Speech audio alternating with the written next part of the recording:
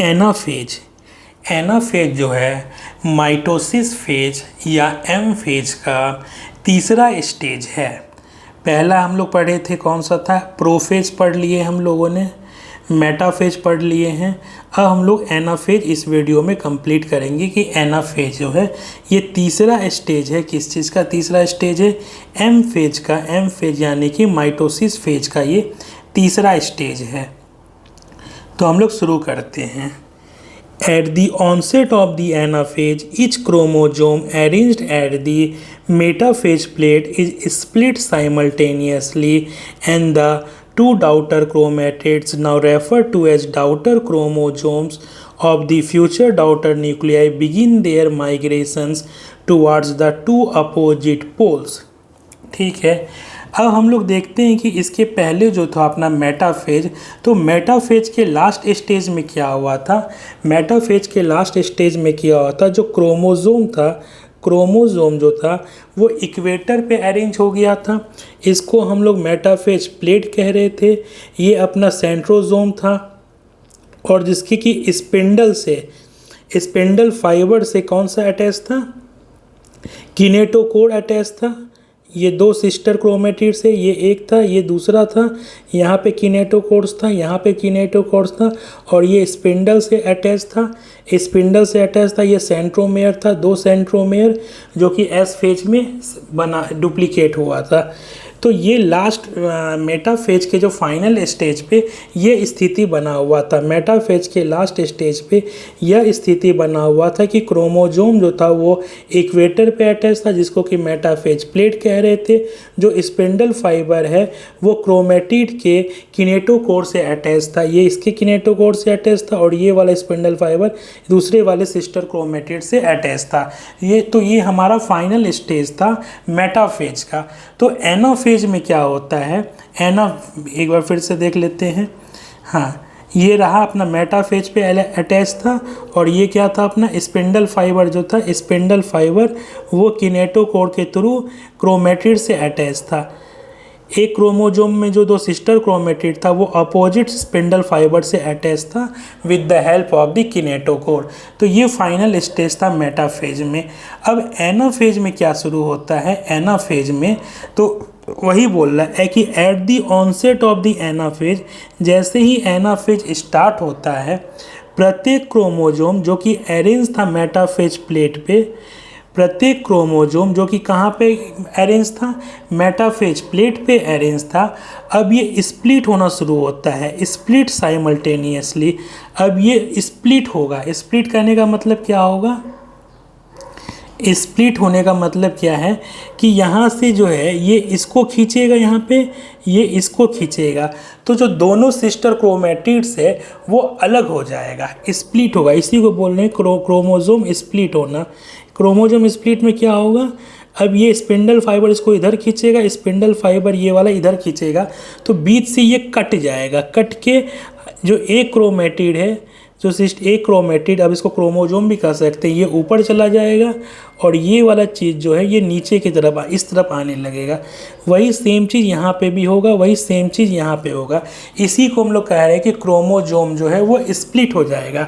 तो वही बोल रहा है कि etch chromosome arranged at the metaphase plate, प्रत्येक क्रोमोजोम जो कि मेटाफेज प्लेट पे अटैच था, अब ये स्प्लिट करना शुरू होता है, split simultaneously and the two daughter chromatids. अभी तक हम लोग क्या बोले कि दो डाउटर क्रोमेटिड, अब इसको हम लोग क्या कहेंगे? Daughter chromosome of the future daughter nuclei.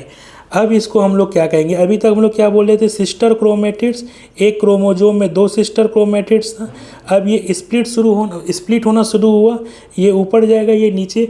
अब इसको हम लोग क्या कहेंगे? Daughter chromosome of the future daughter nuclei. इसको हम लोग क्या कहेंगे? Daughter nuclei, daughter chromosome of the future daughter nuclei. ये स्प्लिट होना शुरू हो जाता है and begin their migration towards the two opposite poles. अब यहाँ पे क्या है? अपोजिट पोल की तरफ अपना माइग्रेशन शुरू करेगा, अपोजिट पोल की ओर अपना माइग्रेशन शुरू करेगा। ये जो स्पिंडल फाइबर है वो उसको खींचना शुरू करेगा, खींचेगा तो बीच में क्या होता है? सेंट्रोमेयर होता है, सेंट्रोमेयर जो है वो बीच से उसको खींचेगा तो वहाँ से वो सेंट्रोमेयर से टूट जाता है, अलग अलग हो जाता है। तो वही चीज़ है। अब ये क्या है, माइग्रेशन शुरू कर देगा towards the two opposite poles. पहले यहाँ पे अरेंज था, ठीक है, एक सेकेंड, पहले यहाँ पे अरेंज था,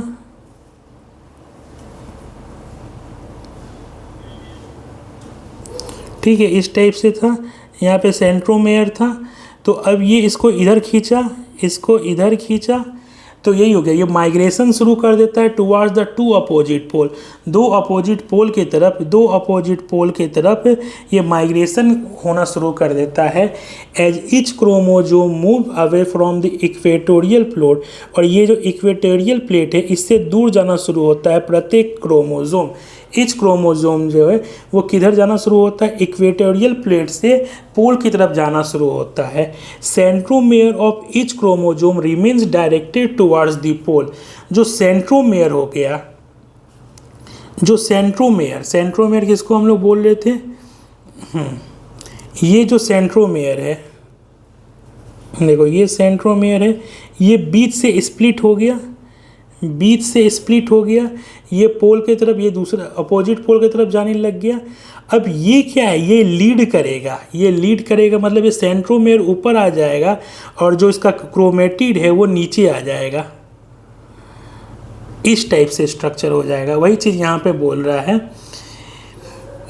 कि जैसे ही प्रत्येक क्रोमोजोम जो है वो मूव्स करना शुरू होता है इक्वेटोरियल प्लेट से, जो सेंट्रोमेयर होता है प्रत्येक क्रोमोजोम का, जो सेंट्रोमेयर होता है वो डायरेक्ट होगा टुवर्ड्स द पोल, पोल की तरफ डायरेक्ट से। ये सेंट्रोमेयर जो है directed towards the pole, centromere जो है ये डायरेक्टेड टुवर्ड्स द पोल, ये भी इधर डायरेक्टेड टुवर्ड्स द पोल है, ये सेंट्रोमेयर है डायरेक्टेड टुवर्ड्स द पोल, ये पोल की तरफ डायरेक्ट है, पोल की तरफ, ये भी क्या है, पोल की तरफ डायरेक्टेड है, directed towards the pole and hence at the leading as.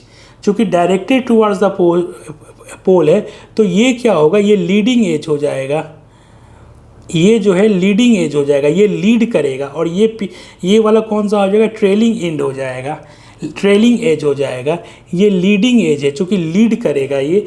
तो यही चीज़ बोल रहा है कि जो सेंट्रोमेयर होगा प्रत्येक क्रोमोजोम का वो पोल की तरफ डायरेक्ट होगा और इसलिए वो क्या हो जाएगा, लीडिंग एज बन जाएगा। और जो आर्म्स ऑफ द क्रोमोजोम है, ये जो आर्म्स है ऑफ द क्रोमोजोम वो ट्रेलिंग बिहाइंड हो जाएगा, वो पीछे की ओर हो जाएगा। तो यहाँ पे भी देख रहे हैं ये आगे की तरफ हो जाएगा, लीडिंग एज हो गया, और जो ये आर्म्स ऑफ द क्रोमोजोम है ये ट्रेलिंग बिहाइंड हो गया। वही सेम चीज़ यहाँ पे भी है, जो सेंट्रोमेयर है वो लीड कर रहा है और जो आर्म्स ऑफ द क्रोमोजोम है वो ट्रेलिंग बिहाइंड हो रहा है। तो यही चीज़ बोल रहा है कि जो सेंट्रोमेयर यहाँ पे वो लीडिंग एज हो जाएगा और जो आर्म्स ऑफ द क्रोमोजोम है ट्रेलिंग बिहाइंड हो जाएगा। अब ये इस चीज़ को हम लोग फिर से पढ़ते हैं तो और क्लियर हो जाएगा, ठीक है। ज़्यादा कुछ है नहीं, बस पिछले वाले में क्या हुआ था, जो सेंटर पे लगा हुआ था सारा क्रोमोजोम जो वो मेटाफेज प्लेट पे लगा हुआ था, इक्वेटर पे लगा हुआ था सेल के। तो अब क्या हुआ, और क्या है, स्पिंडल से जुड़ा हुआ था, दो सिस्टर क्रोमेटिड्स था, दोनों अपोजिट साइड के पोल से जुड़ा हुआ था। तो वो स्पिंडल फाइबर अब खींचेगा तो क्या हो जाएगा, क्रोमोजोम जो है वो स्प्लिट हो जाएगा।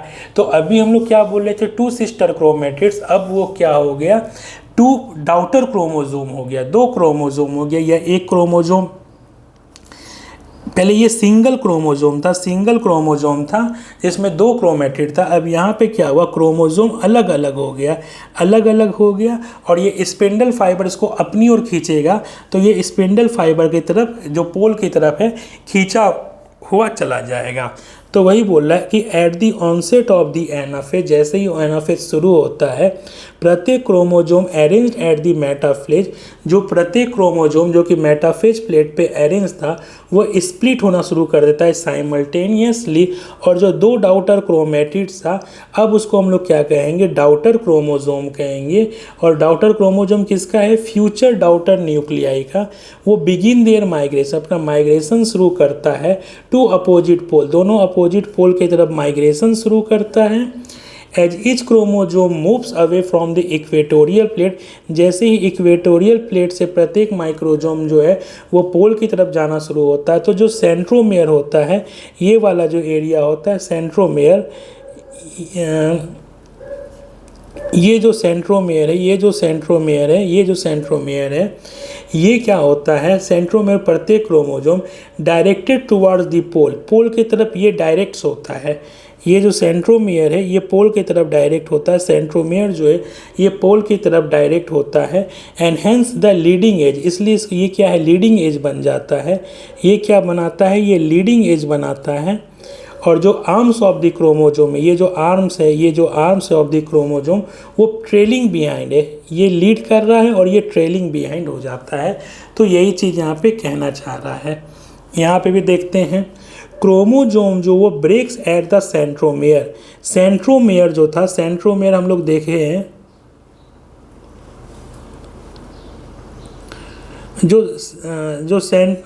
एक सेकेंड,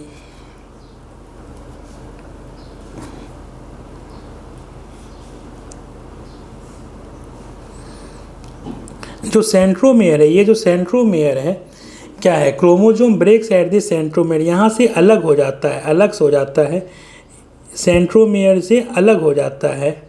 ठीक है, chromosome breaks at the centromere, chromosome जो है सेंट्रोमेयर से अलग हो जाता है और जो सिस्टर क्रोमेटिड्स है वो move to the opposite ends of the pole. ये जो सिस्टर क्रोमेटिड्स है, ये जो सिस्टर क्रोमेटिड्स है ये मूव हो जाता है opposite ends of the pole, ये अपोजिट एंड ऑफ द पोल की तरफ मूव हो जाता है। जो सिस्टर क्रोमेटिड्स है ये अपोजिट पोल की तरफ मूव हो जाता है, move to the opposite ends of the pole, opposite ends of the cell. तो ये हो गया एनाफेज स्टेज। ठीक है, तो इसमें कोई बहुत ज़्यादा चीज़ नहीं था एनाफेज में। अब इसको फिर हम लोग आगे पढ़ते हैं। As each chromosome moves away from the equatorial plate, जो सेंट्रोमेयर होगा प्रत्येक क्रोमोजोम का वो remains directed towards the pole and hence at the leading edge with the arms of the chromosome trailing behind, हम लोग पढ़ चुके।